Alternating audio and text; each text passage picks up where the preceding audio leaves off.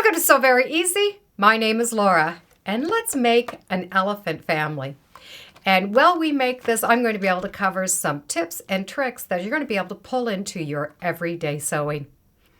And I'm going to be making both sides of the elephant. Now this pattern is from Carol Zoo's. I'll put a link in the description. What's great about it, there is only 2 pattern pieces.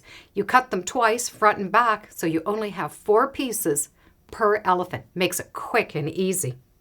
I'm using 3 different fabrics. They're all from Shannon Fabrics and the Cuddle line. They have the Cuddle Suede, the Cuddle Hide, and this is a double-sided Cuddle. So each one of these is going to give the elephant a different look. So you're going to be able to see how they look when they're put together. So there are 2 pattern pieces per size. You have a mama elephant and a baby elephant. Now when you get it, you're going to find that there's writing on the outside of the pattern after you cut off.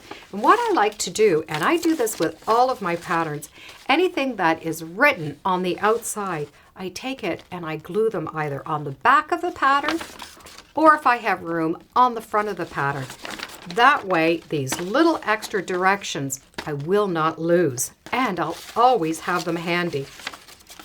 And I will do it for all the pieces. The hide fabric looks like the fur is going in different directions. And when I saw this, I thought of an old man wrinkled elephant. So the first one I'm going to make is out of this hide fabric. It's 100% polyester, so you're going to have no problem working with this and washing it.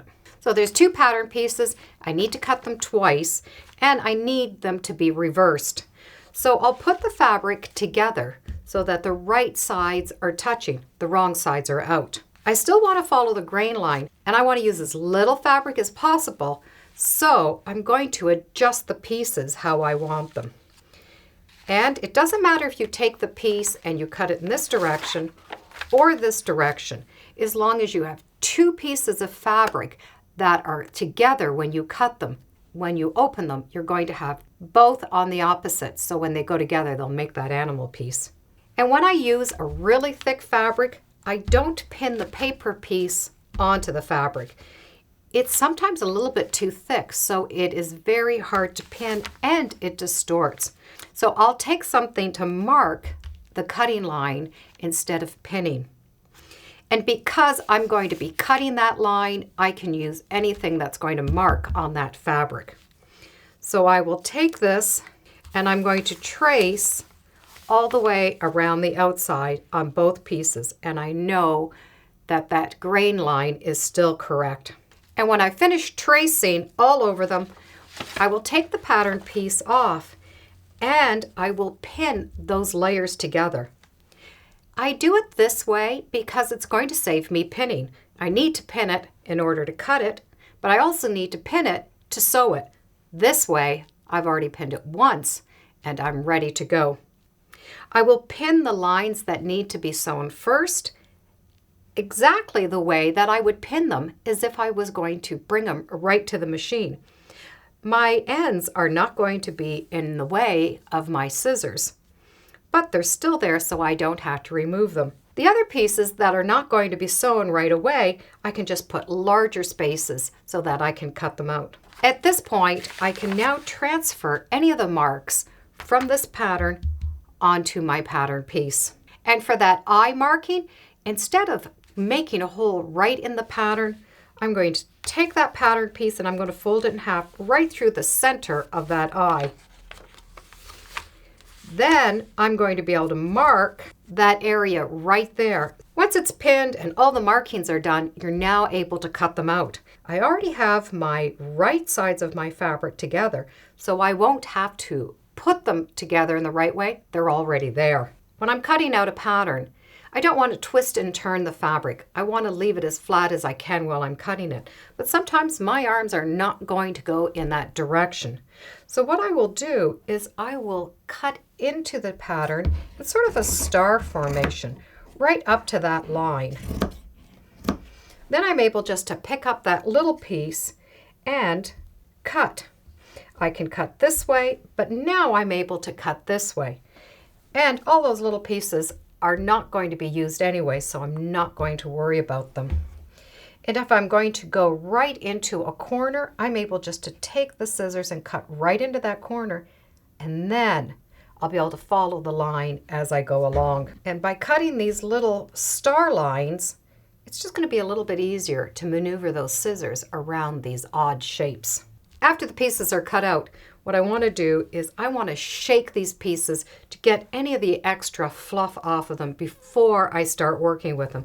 So I'm just going to pick up the piece that's already pinned and then stick it into a bag at the bottom and shake it. Now sometimes a pin or two will fall out, but what's going to happen is now all of that fluff is in the bottom of the bag. And I will do this to all of the pieces,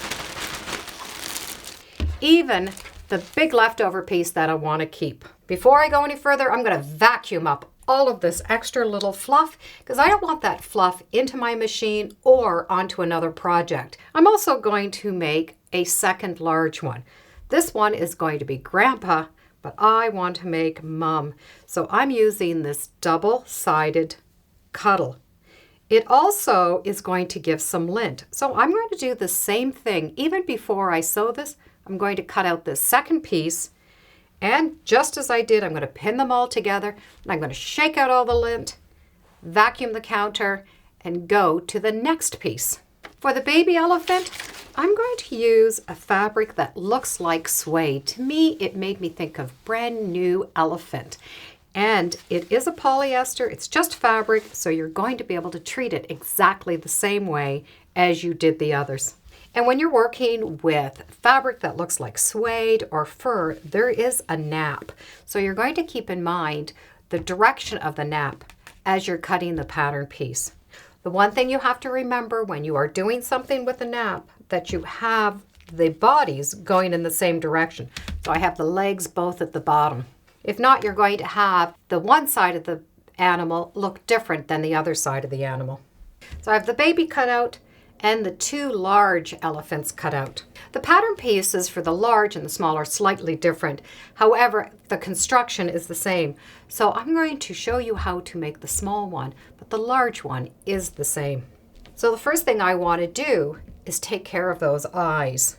So I have the marking on the eyes on both sides. The eyes come in two parts.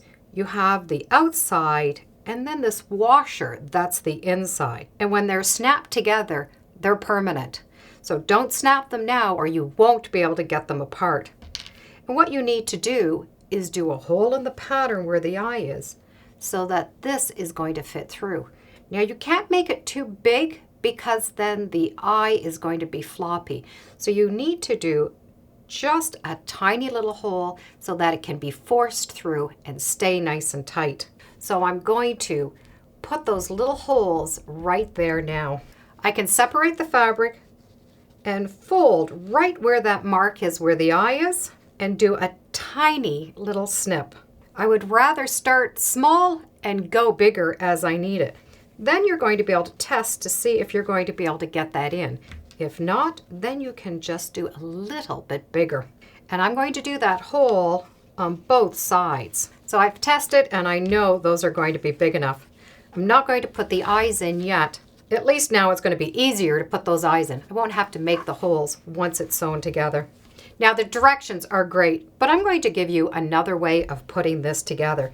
Because you already have it sewn together, I want to sew the lines that are needed without taking the pins apart. The seam I'm going to need is going to be along that back. So from that square line up around the tail to that line, and this is the center back where you're going to be able to turn it right side out, and then up to the top.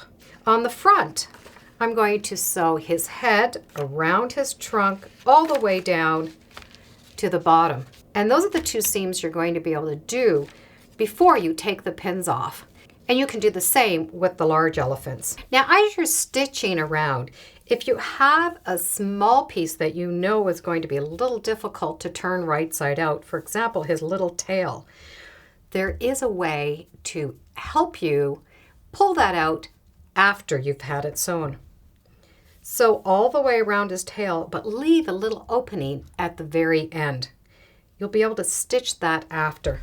get a very strong thread, one that's not going to break as you pull it through. And you want to make sure your thread is a lot bigger than that piece. And tie the thread together so you have one big loop. Now, if you can get a crochet hook to go up into that tail, great. If not, you're just going to have to use a sewing needle. So I'll take that hook and I'll put it through the tail right up into the end, take the loop of the thread, and then pull it with that hook all the way out. Now continue to stitch up that tail so that you have two ends of the thread coming out, and you do have the loop on the other side. So just stitch right over top of that thread. The tail is completely sewn, but it has this long thread running down the center. And you can do the same thread technique here as you did with the tail. Before we go any further, let's put the eyes on. So making sure I'm putting the eyes on the right side, I now will be able to put those eyes right through that hole that I made previous, and I'll be able to snap on that washer. Now we're going to sew the front and the backs together. Open up the back, open up the front, and place the right sides together. You're now going to be able to sew following the seams together, but you're not going to sew the end of his feet and little hands. That will remain open. So that will be this area and this area down here. You will notice that the back arm is slightly larger than the front arm. That's going to make it so that the arms are going to come forward. So you're going to have to ease in a little bit of that fabric right there in that area. So when you stitch this, make sure that the back is at the bottom of the machine, and the feed dogs are going to help you ease that in. The next is we're going to close up the feet and the hands. So you're going to take the side seam and the side seam and match them together. So you'll just take that and pull it so that those two seams match. However, you're not going to stitch it straight across. You're going to stitch it in a curve, and just eye it. It's going to be fine, whatever curve you do. When the feet and arms are done, well, you can turn him right side out. Now the pieces that you can get your fingers in to turn are going to be fine. And to turn this tail inside out, you're going to need to trim that seam allowance so it's nice and close to that seam, only for the very end of that tail. Then you'll be able to take that thread, you'll be able to pull it and pull that point out. So I was able to pull that tail right out to the very end. Now I'm going to be able to just trim that thread right off. Now you have a nice thin tail, and I'm able to use that string to help pull out his trunk.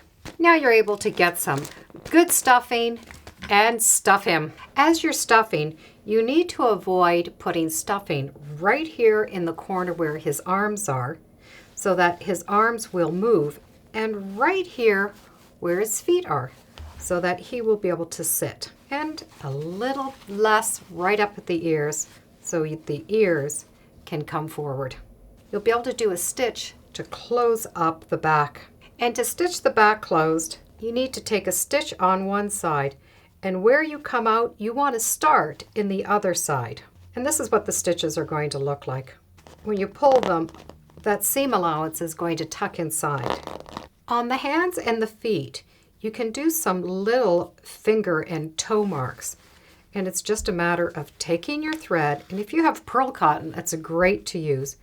And you're going to stitch from one side right to the other, so that when you pull, it's going to make this little dimple. Then you're going to be able to tie it off. And do that to his feet and his little hands. So now let's get Mama done and wrinkly Grandpa.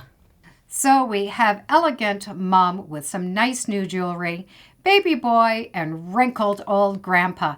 It's amazing how 3 different fabrics can make the one pattern look so different. I do hope you give this a try and try some different fabrics and see which one you like best. Thank you for joining me today on Sew Very Easy, and as always, feel free to subscribe and come on back. Let's see what we're sewing next time in the sewing room. Bye for now.